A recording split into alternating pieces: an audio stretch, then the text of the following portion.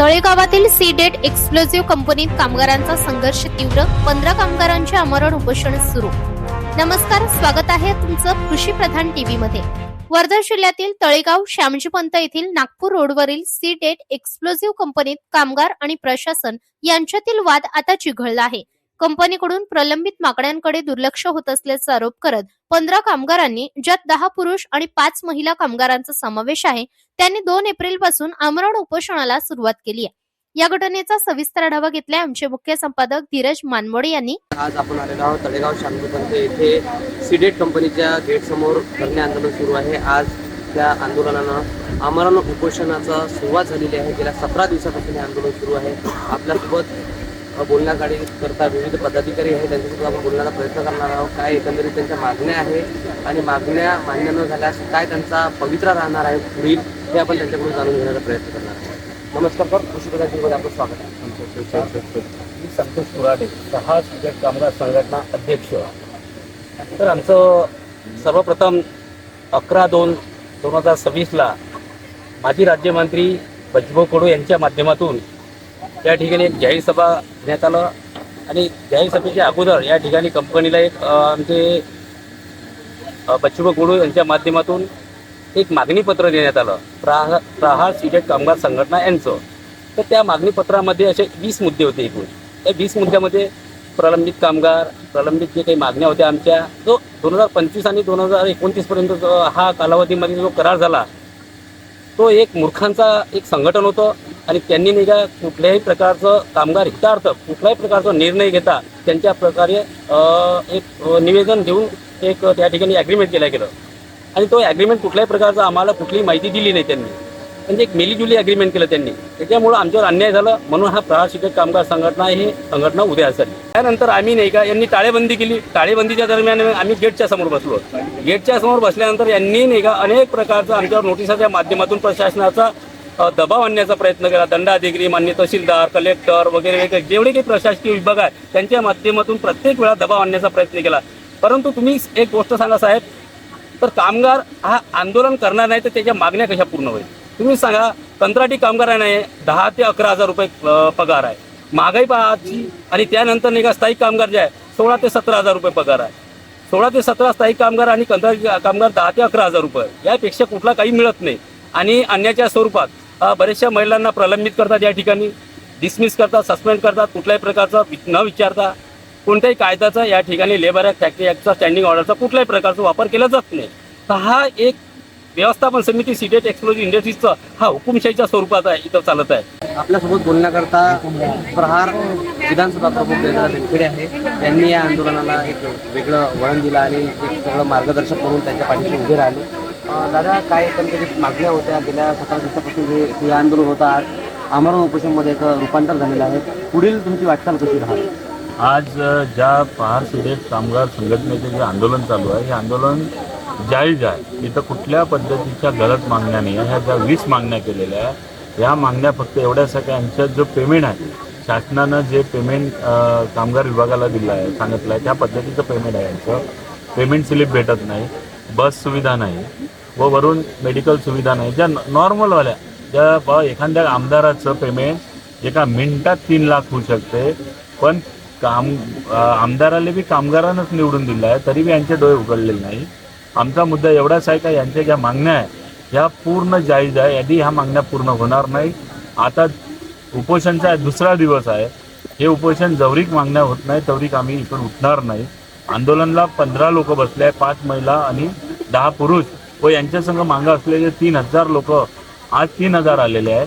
उद्या यांच्या मुलांना घेऊन, परिवाराला घेऊन, मग नंतर नातेवाईक घेऊन, कारण की ह्या कंपनी मालकाची जे तानाशाही आहे हे एवढी मोठी का इंग्रज तरी एक चाबूक मारून सोडे, ह्या मालकांनी पोटावर मारून सोडलेला आहे। पण पोटासाठी या लोकांनी त्या मालकाला मोठं केलं तर बाबा एक बॅरिकेड होतं, म्हणजे एक कॉम्प्लेक्स होतं छोटं, जिथं बारूदचे बॉम्ब बनायचे, XYZ बनायचं, पण आज कमीत कमी 400 बॅरिकेड बनवले, तरी बी या मालकाचे डोळे उघडलेले नाही। या कुठल्या तरी दुसऱ्या संघटनेच्या माध्यमातून तानाशाही करण्याचं काम करते। आणि जुनी संघटना होती, या संघटनेने ज्या करार केला का महिलांना 8,000 रुपये पेमेंट भेटला पाहिजे, पुरुषांना 8-9 हजार रुपये पेमेंट भेटला पाहिजे, पण शासनाच्या नियमानं आता 1 तारखेला 1/4/2026ला जे सेंटरच्या नियमानुसार कर्मचाऱ्याला 786 रुपये रोज भेटला पाहिजे, तसा बी यांना 20-21 हजार असं बी पेमेंट भेटणार आहे. पण जे जुने या 15 वर्ष 20 वर्ष 25 वर्षाच्या कालावधी यांनी काम केलं, त्या कामाच्या काळात यांना फक्त 7-8 पहिले तर मला असं वाटतं 50 रुपये रोजापासून इथं काम केलेलं आहे. तर जास्तीत जास्त त्यांचं पेमेंट 15-16 हजार रुपये झालं आहे परमनंटवाल्यांचं. याच अशीच सेम कंपनी बजारगावला आहे. तिथं नवीन लागलेली 2 महिन्याची मुलगी, तिला 22,000 रुपये पेमेंट भेटते. तिथं बी बारूद बनते आणि इथंही बारूद बनते. म्हणजे ह्या कंपनीचा खूप मोठा भ्रष्टाचार आहे. ह्या 1200-1500 वर्करमुळे इथं कमीत कमी 2,000 करोड रुपयाचं प्रॉफिट, म्हणजे 2,000 करोडाचं यांचं वार्षिक उत्पादन आहे. त्याच्यातलं 1400 या 1500 करोड रुपये यांना इन्कम आहे. आणि टॅक्समध्ये कटकूट करून तरी बी 1,000 करोड तर वाचत असन, 500 तर वाचत असन. मग ह्या रोजगार लोकांनी रात्रंदिवस करून मग हाडाचं पाणी करून ह्या कंपनीला मोठं केलं, तरी बी कुठल्याच पद्धतीचं यांचं पेमेंट वाढ झालेली नाही. दादा, बच्चूभाऊच्या नेतृत्वात तुम्ही यांचा हा आंदोलन पुढे रेटत आहात. इथले स्थानिक आमदार असेल किंवा खासदार असेल, आजी माजी सत्ताधारी किंवा विरोधक, यांच्याकडे तुम्ही यांच्या भूमिकेत कसं बघता? मला सांगा, ह्या आमदार लोकांनी मतदान असलं तर यांचे पाया बी लागले, गरज पडली तर तीर्थ बी पेलाय पायाचं. पण ज्या 36 घंटे त्या महिलांना पुरुषांना गोठून ठेवलं होतं, गाई म्हशी कशा त्या रोडावरच्या मोकाट राज्यात बांधून ठेवते, त्याच्यापेक्षा बेकार हाल केलते.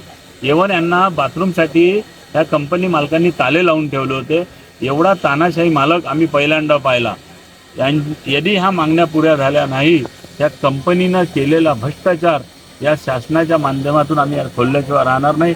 कधी कधी असं वाटतं इथले ठाणेदार बी यांना भेटलेले आहे, इथला तहसीलदार बी भेटलेला आहे, शासनाचा कोणताच कर्मचारी अजून इथं आलेला नाही.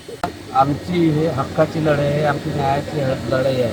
जोपर्यंत आम्हाला न्याय मिळणार नाही तोपर्यंत आम्ही मेलो तरी बेहतर, पण आमचा हक्क आम्ही घेतल्याशिवाय राहणार नाही.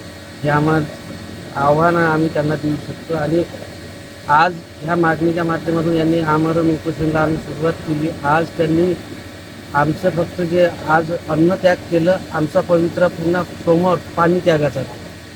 आम्ही इथे एकंदर 18 दिवस निघाला आजचा, कारण की क्रिया आंदोलनासाठी आम्ही 16 दिवस बसलो होतो आणि आमच्या मागण्या त्यांनी पुऱ्या नाही केल्या. त्याच्यासाठी आम्हाला हा कदम उचलावा लागला की आमरण उपोषण करायसाठी त्यांनी मजबूर केला आम्हाला. म्हणून आम्ही आज कालपासून आमरण उपोषणाला सुरुवात केली. आणि आम्ही त्याआधी 14 तारखेला आम्हाला त्यांनी अनलॉक केलं होतं कंपनीने स्वतः. तर त्यावेळेस आम्हाला त्यांनी नाही तिथे पाणी दिलं, ना जेवण दिलं, ना काही दिलं. आम्हाला स्वतःहून बाहेरून बोलावं लागलं. आणि दुसऱ्या दिवशी स्वतः आम्हाला त्यांना बाथरूम मागासाठी स्वतः जावं लागलं तिथे. त्या व्यतिरिक्त त्यांनी आम्हाला काहीच दिलं नाही. त्याच्यानंतर आमच्या महिला कामगार महिला चक्रीने पडल्या, तर त्यानंतर त्यांनी त्यांचं ॲम्ब्युलन्सच सुद्धा नाही दिली आम्हाला. असं म्हणणं आहे का 7, 8 आणि 9 हजारामध्ये आमचं काही केलं नाही. आज एक्सक्लुझिव्ह कंपनी आहे, एवढे रिक्सी कंपनीमध्ये आम्ही काम करतो.